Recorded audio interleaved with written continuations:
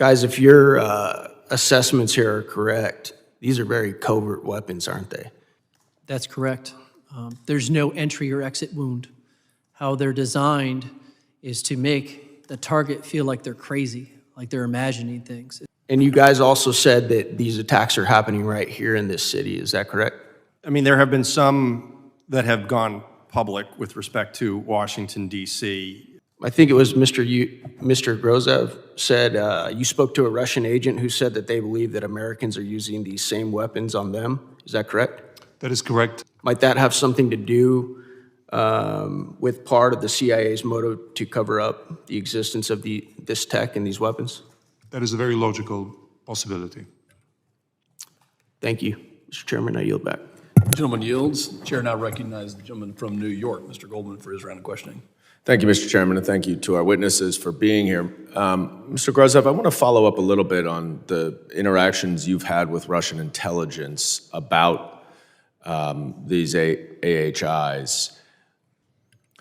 And Mr. Zaid, I want to ask, and this is a hypothetical, but I'm trying to understand why our government would try to block information sharing or conceal information that they have. And one thing that comes to mind is whether there's an operational risk to revealing any of the details of their investigation. Is that something that you have come across in any of your work? There's a lot of reasons why the information might not be publicly released. And I do think that's something we could address more in a classified environment to explain that. But there are understandable reasons why the U.S. government has not revealed much of what it knows. There's some long-term things that needs to be done in terms of new acts.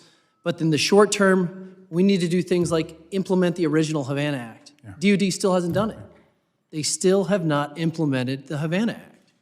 And we need a VA diagnostic code. Thanks to the VFW brothers and sisters that are here today and for your meeting earlier, we don't have a VA diagnostic code for the 500-some DOD survivors. Yeah.